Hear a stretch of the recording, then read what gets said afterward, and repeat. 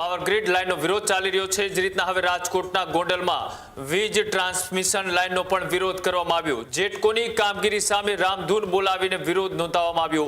બિન રાજકીય રીતે ચોરડી ગામમાંથી પસાર થતી 400 કેવીની હેવી વીજ લાઇન જે ચોરડી ગામના ખેડૂતોને પણ અસર કરે છે અને ચોરડી ગામના જે ગૌચર જગ્યા ઉપર આપણે ઊભા છીએ તે ગૌચરમાં થાંભલો કરવાની કાર્યવાહી કાલથી પોલીસ બંદોબસ્ત સાથે દાદાગીરીથી ચાલુ કરવામાં આવી છે કે 2025માં ઓર્ડર કરેલો કે કોઈ પણ સર્વે નંબરનો ઉલ્લેખ કર્યા વગર ગૌચરમાં અને ચોરડી ગામની જમીનમાં થાંભલા ખોરવાનો એવો ઉલ્લેખ કરી અને હુકમ કરેલો છે. તે હુકમને આધારે આ જેટકો કંપની પોલીસ બંદોબસ્ત લઈ અને દાદાગીરીથી આ કામ ચાલુ કરી રહી છે. એક બાજુ કલેક્ટર તમને સાંભળવા બોલાવે છે, બીજી બાજુ પાછળથી કામ ચાલુ થાય છે. જો તમે વિરોધ કરો તો પોલીસની તમને બંદોબસ્ત આપી દેવામાં આવે છે. તમે કંઈ બહુ કરી ન શકો તો તમને પૂરી દેવામાં આવે છે. પ્રાઇવેટ કંપનીના થાંભલા જે આપણે મોબાઈલ ટાવર નખાય છે તો કેમ માલિક અને અરજદાર બે આમાં બે નક્કી કરે છે, તો આમાં કેમ માલિક ને કંપની બે નક્કી નથી કરી શકતા? કે અમારી આટલી જગ્યામાં તો અમારે આ રસ્તો હું લેવો એટલે ગામમાં ભેગું થઈ સહકાર અમને ટેકો આપે. કચ્છ, મોરબી અને સુરેન્દ્રનગરની અંદર પણ પાવર ગ્રીડ લાઇનનો વિરોધ ચાલી રહ્યો છે. જે રીતના હવે રાજકોટના ગોંડલમાં વીજ ટ્રાન્સમિશન લાઇનનો પણ વિરોધ કરવામાં આવ્યો. ચોરડી ગામે ખેડૂતોને માલધારીઓ રોષે ભરાયા હતા. જેટકોની કામગીરી સામે રામધૂન બોલાવીને વિરોધ નોંધાવવામાં આવ્યો. ગૌચર જમીનમાં વીજ ટાવર માટે ખાડા ખોદાતા હોવાનો પણ એ આખો ઘટનાક્રમ હતો અને તેને લઈ ખેડૂતોની મંજૂરી વગર કામગીરી શરૂ કર્યાનો પણ આક્ષેપ કરવામાં આવ્યો. સર્વે અને પ્રક્રિયા સામે પણ ગ્રામજનોમાં અત્યારે નારાજગી છે.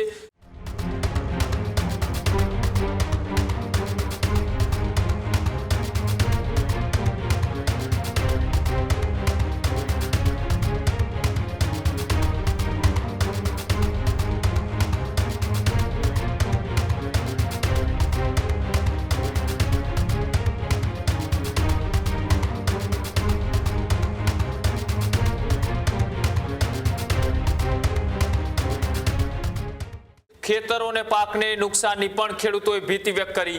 વૃક્ષો અને જમીન પર અસર થવાનો પણ દાવો કર્યો છે. ત્યારે જેટકોની કામગીરી રોકવા ગ્રામજનોએ વિરોધ નોંધાવ્યો. વીજ લાઇન મુદ્દે ગામમાં અત્યારે હાલ તણાવનો માહોલ છે અને તેની વચ્ચે જે રીતના સુરેન્દ્રનગર, કચ્છ અને મોરબીની અંદર પણ પાવર ગ્રીડ લાઇનનો વિરોધ કરવામાં આવી રહ્યો છે. જ રીતના રાજકોટના ગોંડલની અંદર પણ જેટકો કંપની દ્વારા નાખવામાં આવતી લાઇનનો લઈ પણ માલધારી અને ખેડૂતો દ્વારા વિરોધ કરવામાં આવ્યો. અમારા સમસ્ત ચોરડી ગામના ગ્રામજનો કોઈ પણ પક્ષાપક્ષી કે વાદ વિવાદ વગર બિન રાજકીય રીતે ચોરડી ગામમાંથી પસાર થતી 400 કેવીની હેવી વીજ લાઇન જે ચોરડી ગામના ખેડૂતોને પણ અસર કરે છે અને ચોરડી ગામના જે ગૌચર જગ્યા ઉપર આપણે ઊભા છીએ તે ગૌચરમાં થાંભલો કરવાની કાર્યવાહી કાલથી પોલીસ બંદોબસ્ત સાથે દાદાગીરીથી ચાલુ કરવામાં આવી છે. તો તેના વિરોધમાં ચોરડી ગામના સમસ્ત ગ્રામજનો એક થઈને આ જે થાંભલો ખોલી રહ્યા છે તેના વિરોધમાં આજે રામધૂનનો કાર્યક્રમ આપ્યો હતો.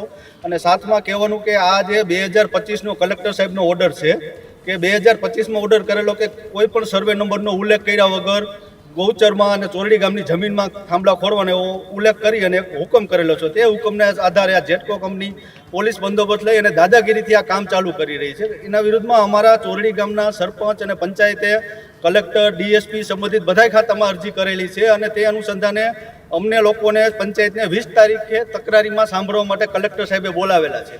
પરંતુ આ કંપનીએ કોણ જાણે શું સેટિંગ કરી હજી અમને 20 તારીખે ત્યાં સાંભળવા માટે બોલાવે એ પહેલાં તો અહીંયા કામ ચાલુ કરી દીધું અને એ પણ 2025ના કલેક્ટર સાહેબના ઓર્ડરના, જેમાં સર્વે નંબરનો ઉલ્લેખ પણ નથી કે કયા સર્વે નંબરમાં થાંભલો નાખવાનો છે અને કયા સર્વે નંબરમાં નથી નાખવાનો.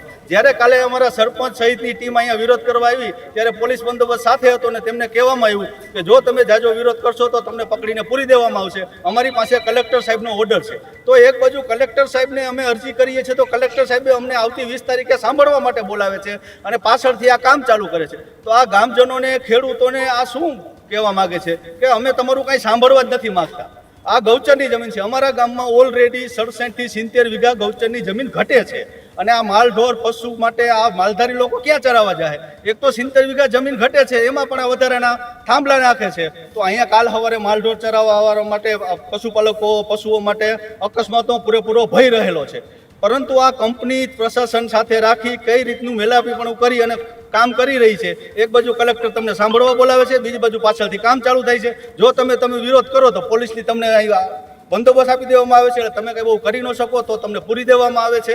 અને આ બાજુમાં જ આ ગૌચર છે, આ થાંભલો આમ ક્રોસ થઈને આવે છે. હકીકતમાં થાંભલો સીધો થવો જોઈએ, પરંતુ બાજુમાં એક 2023માં બિનખેતી થઈ ગયું છે, જ્યાં તમે જોઈ શકો છો હજી ખેતીનું કામ ચાલુ છે. નકર નિયમ પ્રમાણે બિનખેતીમાં ખેતી ન થઈ શકે, પણ આ આપણા પૂર્વ સાંસદ રમેશભાઈ ધડુકની જમીન છે, એટલા માટે 2023માં બિનખેતી થઈ ગયું છે, કારણ કે થાંભલો એમાં ન આવે અને ખેતીનું કામ થાય છે.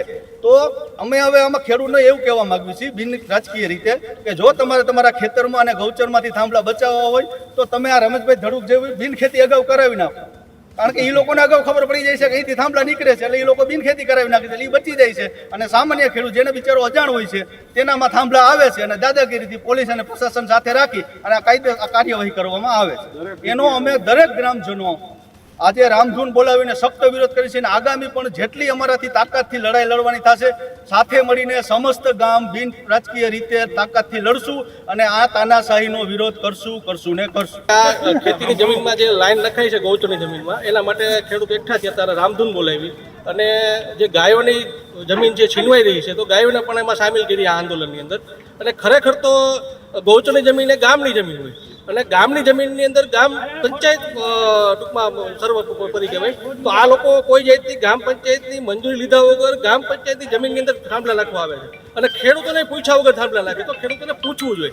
જેવી રીતે તમે પ્રાઇવેટ કંપનીના થાંભલા જે આપણે મોબાઈલ ટાવર નખાય છે તો કેમ માલિક અને અરજદાર બે આમાં બે નક્કી કરે છે, તો આમાં કેમ માલિક ને કંપની બે નક્કી નથી કરી શકતા? આમાં ખરેખર સરકારનો રોલ જ નથી હોતો, વચ્ચેને બે જ માલિક છે અને થાંભલા નાખવા થાંભલા અસરદાર મહેનત કરવાનું હોય છે. તો આવું થતું નથી, એટલા માટે વિરોધ કરવો પડે. તમારી માંગ નહીં સંતોષાય તો શું?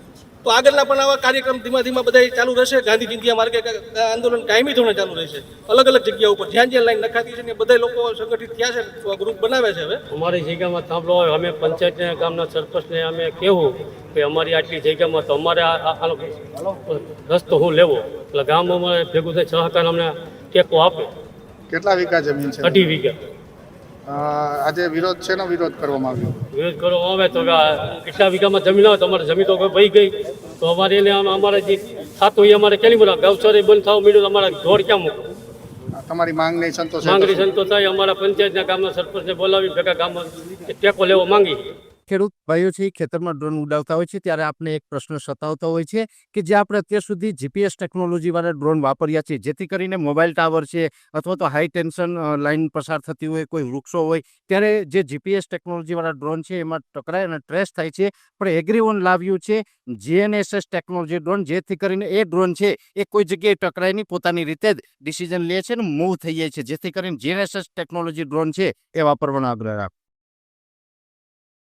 આ જ પ્રકારની તમામ અપડેટ જોવા માટે ન્યૂઝરૂમ ગુજરાતને લાઇક, શેર અને સબસ્ક્રાઇબ કરવાનું ભૂલતા નહીં.